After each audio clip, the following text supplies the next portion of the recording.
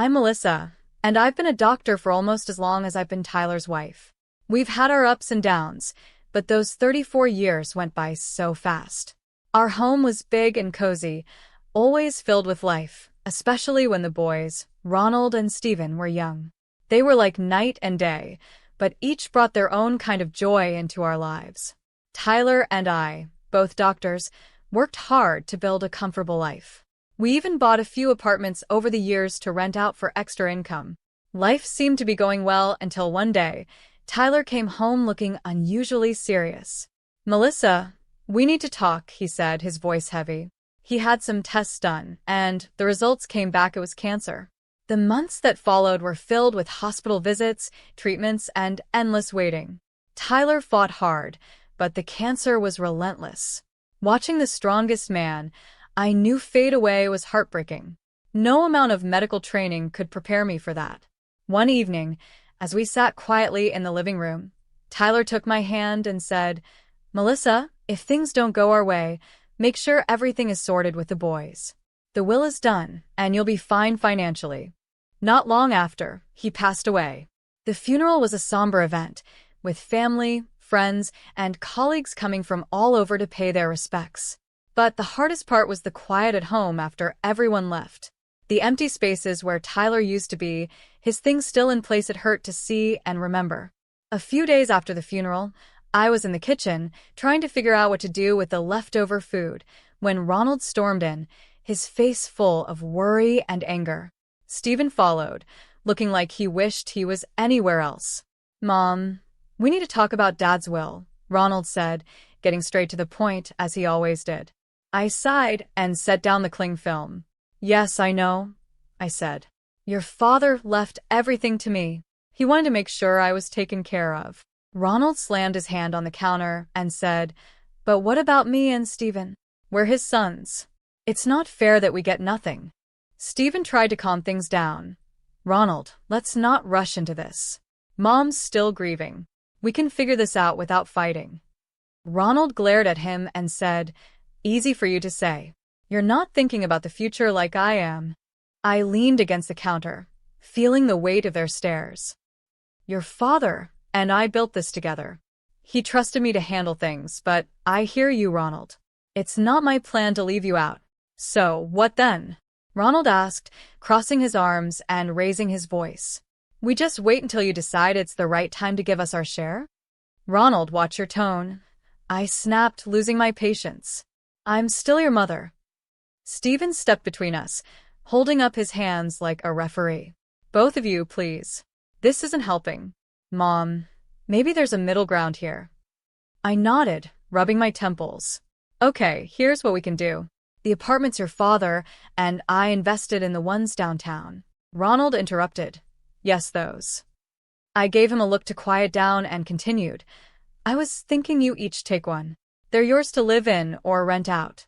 And from the savings, let's say $280,000 each to help you get started on whatever you need." Ronald bit his lip, clearly doing the math in his head. "And the rest? The house, the money? That stays with me for now," I said firmly. "When I'm gone, it'll come to you. These were your father's wishes." Ronald looked like he wanted to argue more, but Steven nudged him. "Let's think about this, man. It's a fair start. Mom's not leaving us with nothing." Ronald finally nodded, though he wasn't happy about it. "Fine, but I want this in writing, Mom. No more surprises." "Of course," I agreed. "We'll get everything documented properly." As they left the kitchen, I heard Steven quietly say to Ronald, "Give her a break, will you? She's doing her best." Ronald muttered something under his breath that I didn't catch, and honestly, I didn't want to. As I washed the dishes, I wondered if Tyler could see us and what he'd think. I hoped I was doing the right thing, but only time would tell. And time, that tricky thing, wasn't always on our side. It was a sunny afternoon, the kind that makes everything feel okay, when Ronald brought Shirley over to meet me for the first time. They hadn't been dating long, but Ronald was already head over heels. You could tell by the way he was fussing over her, which wasn't like him at all. They walked in, and right away, Shirley had this confident attitude, like she owned the place. Dressed to impress, she swept into my living room with barely a hello, her eyes quickly scanning everything. "Nice place you've got here," she said, flipping her hair back as she sat down without waiting for an invitation. Ronald was grinning like a fool beside her. I forced a smile, trying to be a good host.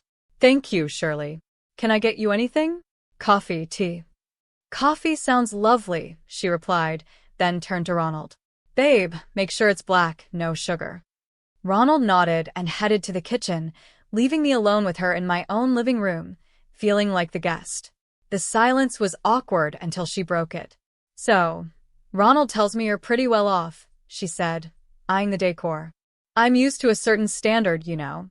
My parents made sure of that."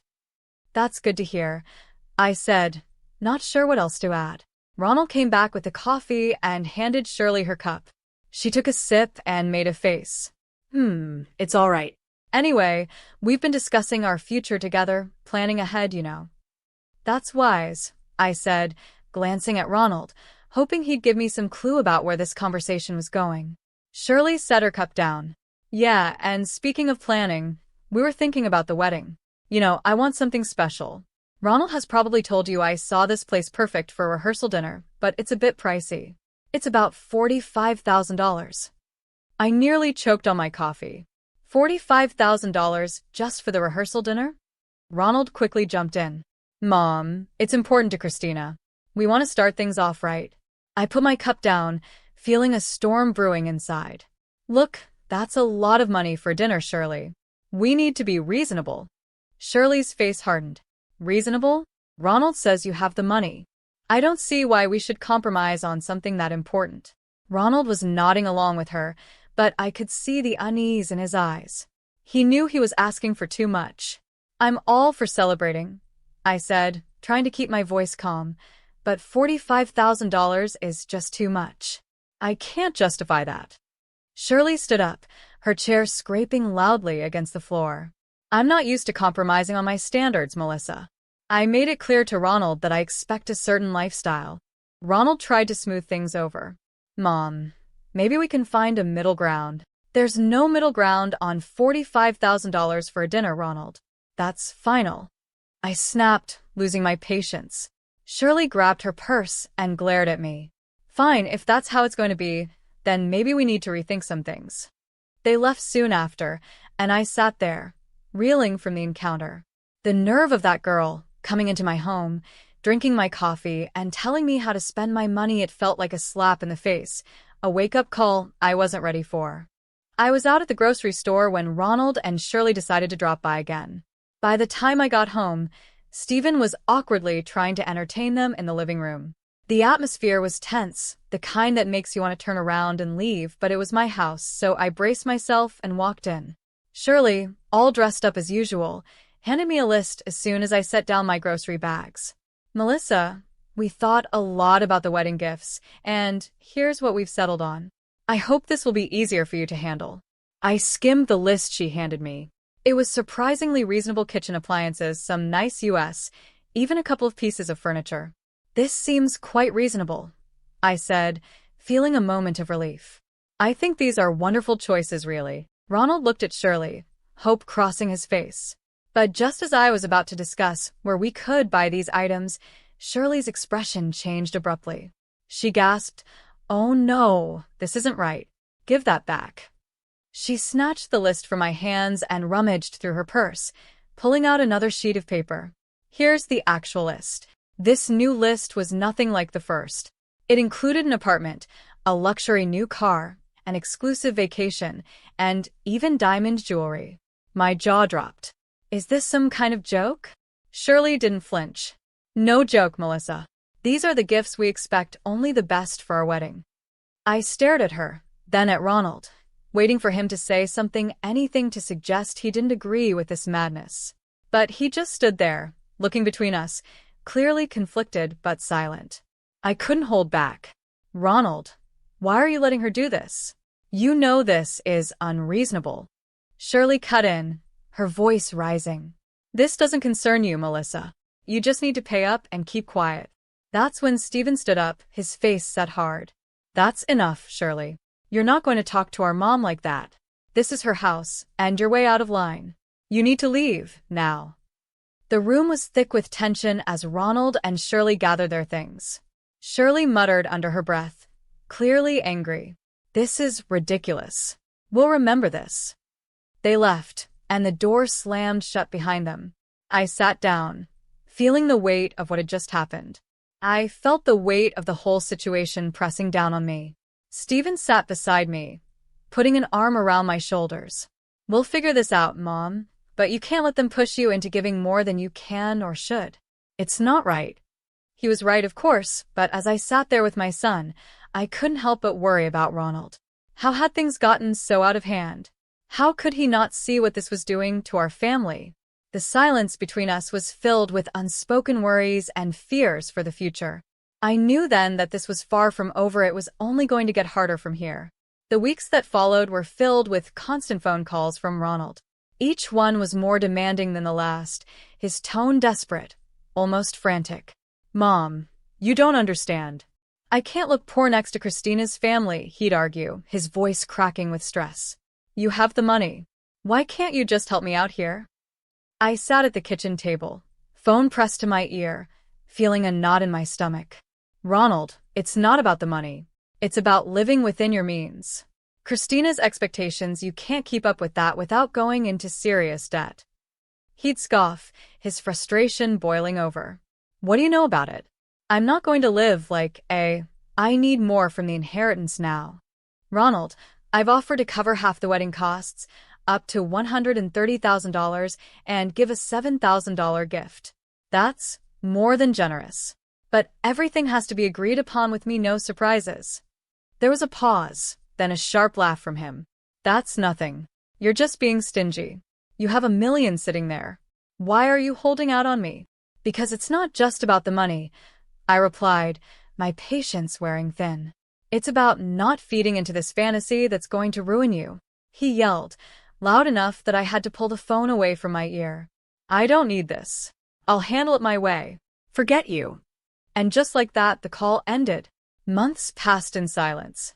I tried to busy myself with daily routines, trying not to worry about Ronald. But the peace was short-lived. The phone rang one afternoon, and it was my sister-in-law, Rachel. "Melissa, I thought you should know." Rachel's voice was hesitant, careful. "Ronald is flying all the wedding guests to Miami Beach. He sold his apartment to fund it, and he expects you to get there on your own. He mentioned you weren't interested in helping." I hung up, a mix of anger and sorrow churning inside me.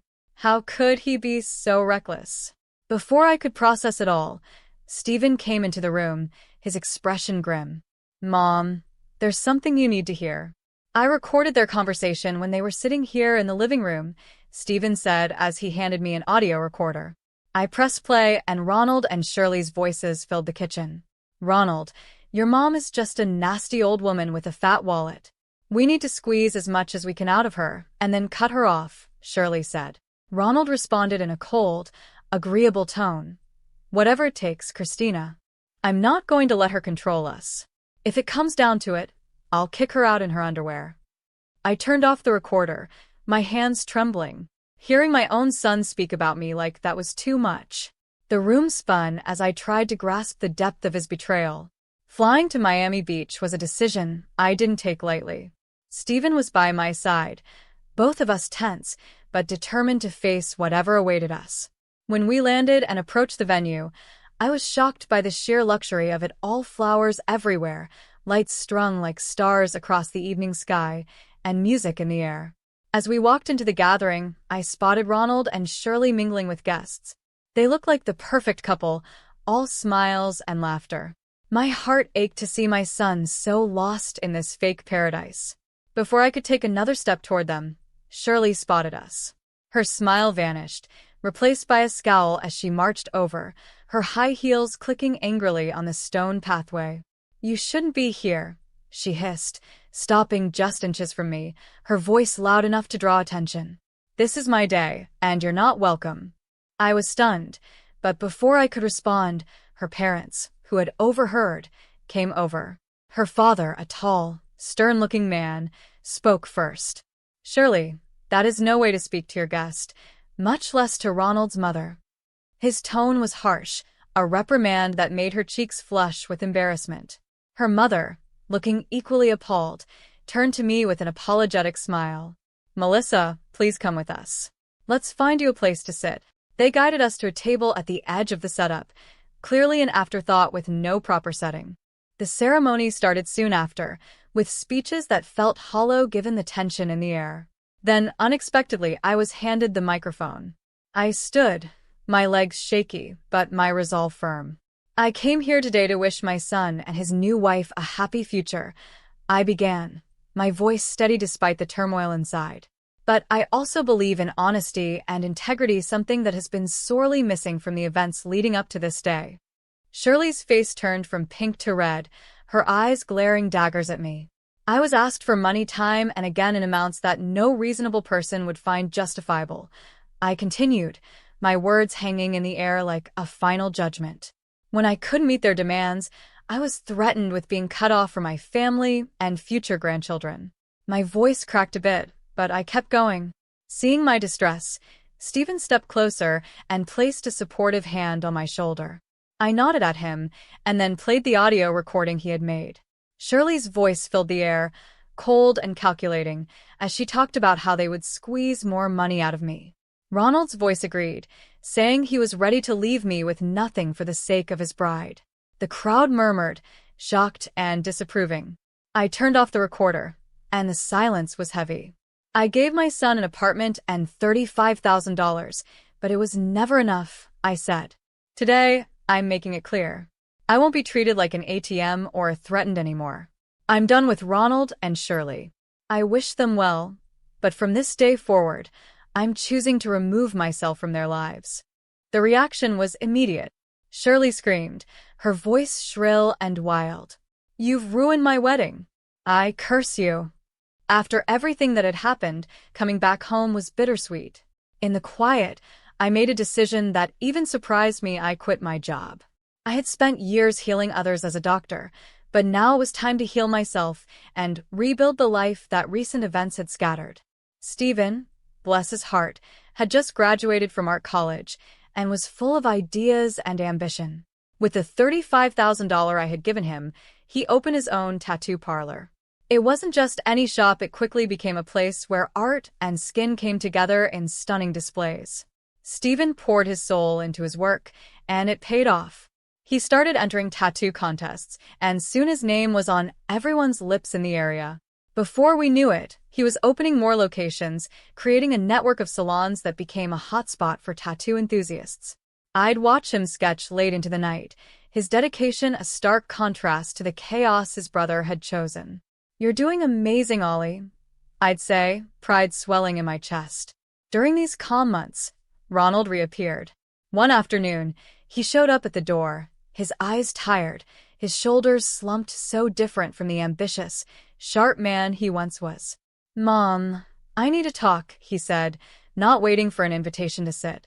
His voice was weary, a far cry from the demanding tone I had gotten used to. I sighed, motioning for him to continue. "What is it, Ronald?" "It's Christina," he said. "She's driving me insane. She wants more and more. Nothing's ever enough. I got a second job, but it's still not enough for her." His words were desperate, but they couldn't erase the past so easily. "Ronald, I warned you," I said. "I told you that living like that, with someone like her, is unsustainable." He rubbed his face, frustration clear. I know you did," Ronald said, his voice trailing off, hopelessness replacing any explanation. "Thought what? That money would just appear, because you wanted it to?" My tone was harsh, years of built-up frustration making it hard to soften. "Look at your brother. He started with the same amount and made something of himself without stepping on others." Ronald bristled. "Yeah, well, not everyone's like Stephen, are they? I have rights to the inheritance too, remember? And when you're gone, it'll come to me." That was the last straw. "Get out, Ronald," I said, my voice cold and firm. "And don't come back, not this time. You chose your path." His jaw tightened, and for a moment, I thought he might argue more. But then he turned and walked out, the door slamming shut behind him. As I stood in the silence that followed, Stephen came downstairs, having heard the last part of our exchange. "Are you okay, Mom?" he asked. I nodded, wrapping my arms around him. "I am now, thanks to you. Let's just focus on the good we can do and the life we can build." He hugged me back, his presence a comforting assurance that not all was lost. In that moment, I knew that despite the heartaches, the journey was still worth it. We had each other, and that was enough to keep moving forward. After the storm with Ronald had passed, our home settled into a calm I hadn't felt in years. It was during this quiet time that Stephen brought someone special home. Her name was Nicole, and she was everything Shirley wasn't: kind, humble, and genuinely caring. As the weeks turned into months, their relationship grew stronger, and soon they announced their engagement. The wedding, unlike the extravagant affair that was Ronald's, was a simple, heartfelt ceremony in our backyard. Flowers from the garden, homemade decorations, and a small group of close friends and family made the day perfect. During the reception, I pulled Stephen aside. "You've chosen a wonderful woman," I said, my voice thick with emotion. He squeezed my hand. "I learned from the best," he replied, giving me a knowing look. Life moved quickly after that. They sold the apartment I had given Stephen and, with a bit of their savings, bought a small, cozy house just a few miles away. One sunny afternoon, while we were having tea in their new living room, Nicole shared some news. "Melissa, we're expecting twins," she announced, her eyes shining with excitement. I almost dropped my cup, overwhelmed with joy. "Twins? Oh my goodness, that's wonderful." Stephen beamed with pride. "We wanted you to be the first to know. We're really happy, Mom." "Twins," I repeated, letting the words sink in. Grandchildren, it was a new chapter, one I was eager to begin. As for Ronald, news from him was scarce. The last I heard, he had divorced Shirley. She had taken nearly everything in the split, leaving him to start over in another city. Despite the pain he had caused, it hurt to know he was out there somewhere, struggling because of his choices. One evening, as I sat looking through old photo albums, Stephen came and sat beside me. He noticed a picture of Ronald and me from years ago. "Do you ever hear from him?" he asked softly. I shook my head. "No. After everything, he's chosen his path, and I have to respect that, even if it breaks my heart." Stephen put an arm around me. "He's still my brother, Mom. Maybe one day he'll come around." "Maybe," I agreed, though I wasn't sure if I believed it. "But for now, we have plenty to keep us busy, especially with those twins on the way." Stephen chuckled. "Yeah, you're about to be the busiest grandma in town." We both laughed, the sound filling the room with warmth. Despite the past, despite the mistakes and heartaches, this moment here with Stephen felt like everything was exactly as it should be. Life was moving on, and so were we, with new hopes and dreams just on the horizon.